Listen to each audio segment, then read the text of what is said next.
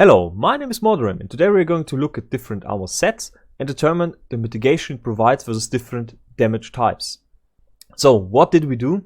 We activated our command line, typed in imacheater, got debug mode, set the time of the day to morning with 0.35 and spawned in our enemies and armor. So how do we spawn in different enemies and armor? We type in spawn followed by the item name or the enemy name, followed by the quantity and the level of the enemy. This one, for example, spawns a Fuling Shaman. He casts a shield on himself and then he fires fireballs on us.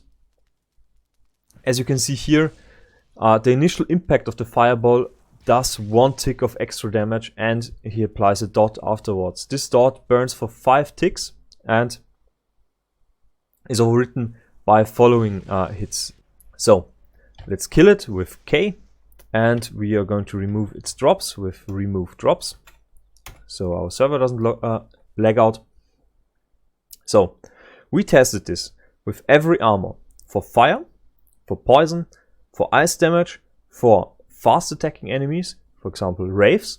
We tested this one also for drakes and mortar for the ice specific ones, and the StoneGolem for a very hard hitting enemy. So before we dive into our data, something I wanted to talk about. There are a few formulas for the damage calculation already out there. Saw one like 4 days ago and saw another one like a few hours ago, right? And it's ever changing. But what I did find out was that the damage calculation for those for higher attack values is a little bit different, and especially for elemental damage. Something is going on there that doesn't fit into the formulas. So I'm planning on sharing all the data that I gathered here because I didn't quite understand what was going on here. And there are very, very smart people out there, but it'll take a little bit of time. So I want to resolve a few problems first. No worries. Next week you're gonna have all the data I gathered here. I will share it probably on the Valheim Reddit, and I will also link it or comment down below where you can find it, right? What I also got is a tested mortar, and I'm not gonna cover frost resistance in this video. You can find my detailed analysis to this one up here. I will link it, and down here you can also find it. And it's a little bit different for the drakes, right? Additionally to just mortar, there's going to be a small section here in this video discussing drakes because it's different, just a little bit. So here we have our trusted datasheet.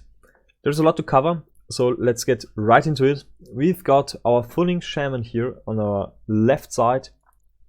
As you can see here, it's got 5 ticks of damage always. There is no matter what is happening except rain. Rain completely negates the tick damage, so it's just 1 hit, and it's most of the time half the damage of the initial hit, right? And there is a few things I already mentioned before. Let's just go over it one more time. So the damage ticks always override.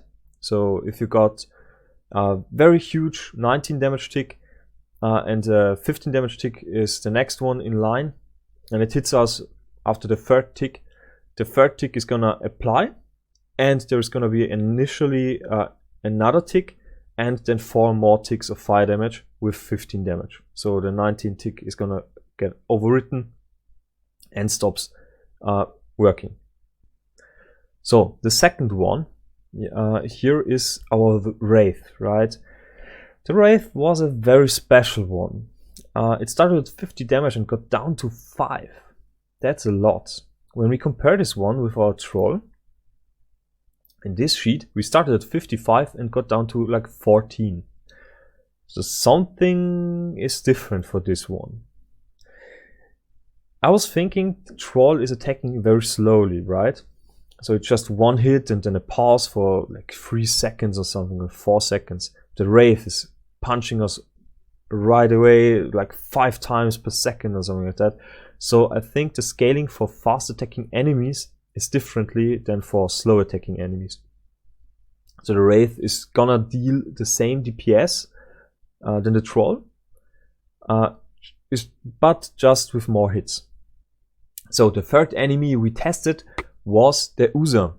We also tested the blob, but we found out that the Oozer just does the same and with more consistency. For testing purposes, this was our choice. First things first, as you can see here, armor doesn't mitigate poison damage at all. But it's also not affected by poison damage, so there is no decrease in durability for armor. We found out that the max duration of a poison attack that gets applied by Oozer is 22 seconds and the lowest one is 18 seconds, and this one is also not affected by armor. The only thing that's affecting poison is poison med.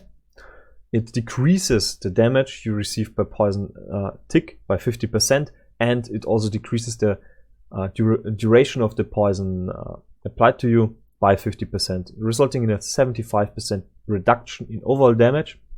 But it doesn't matter overall because you get applied, the poison gets applied every few seconds, so the duration doesn't matter. And the poison ticks every 0.5 seconds. So what about our frost damage? As you can see here, we have a little bit of stuff to discuss, but we did this one already in our Mortar Frost resistance video.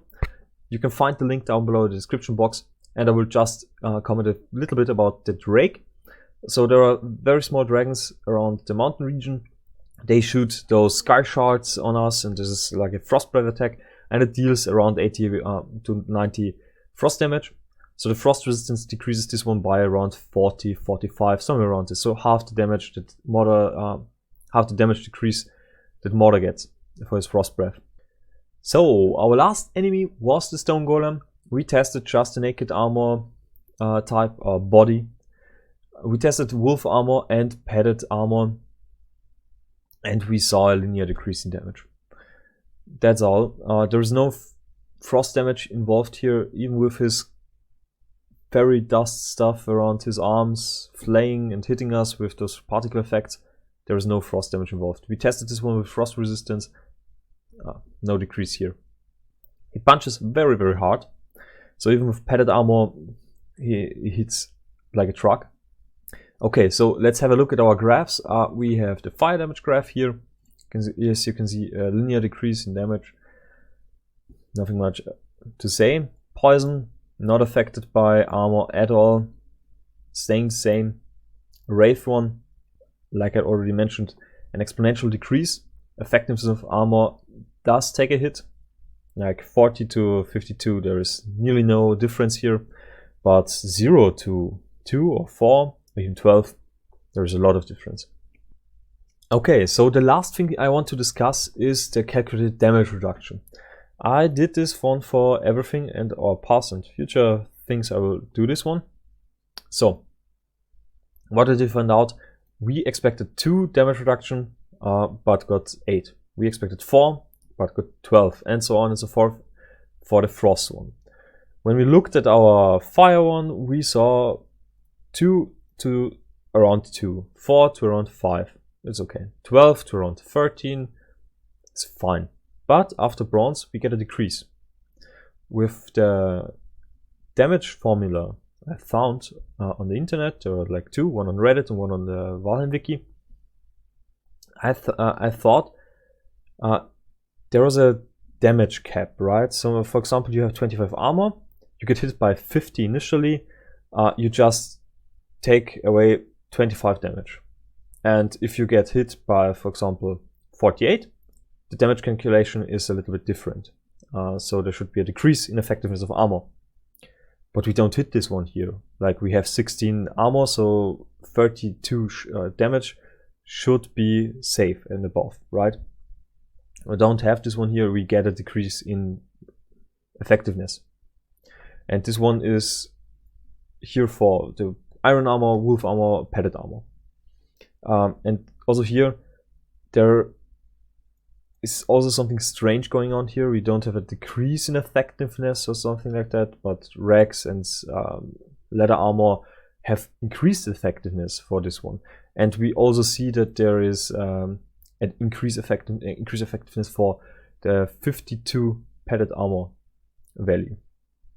For the Wraith, we do start with a lot more effectiveness on our armor, probably due to the increased attack speed, and decrease to less effectiveness than 1. So there is a multiplier. You multiply the initial armor value by, for example, 1, so it should stay at 52 damage reduction. You multiply it by 0.8, it should decrease by around 10 damage, and so on and so forth. So we can also see not what we expect with the normal formula. As for the StoneGolem, we do indeed see what we would expect with those formulas. Same for the troll, except, same for the troll. I will take a look here. So we expected a decrease in effectiveness around iron armor, and we got one around iron armor. There's a little bit of bronze armor.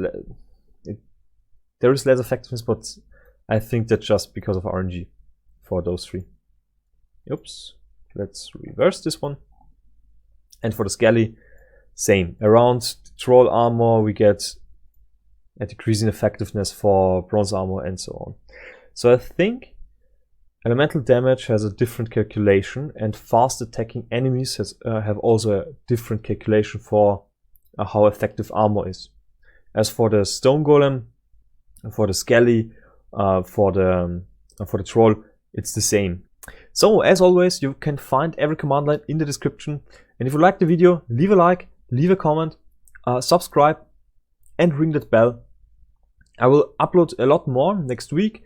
I will cover helmets and capes next, and I will do a command line video explaining everything about the command lines and hidden shortcuts in the game.